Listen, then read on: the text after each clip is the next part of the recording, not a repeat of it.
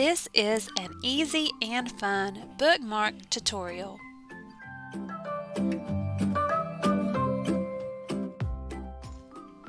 You will need thick paper, a ruler, markers, scissors, and glue.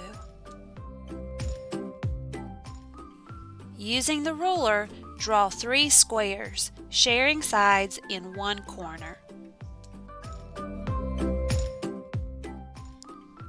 Draw diagonal lines in 2 of the squares as shown.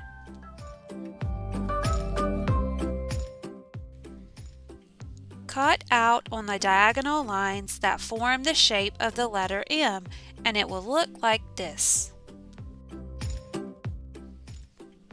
Fold the triangular flaps over. Glue the top flap to the flap underneath. It should open like this so that it can easily slide onto the corner of your book page.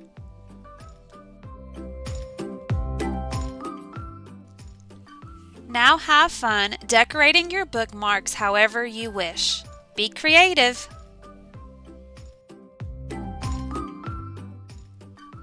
Happy reading, and thanks for watching!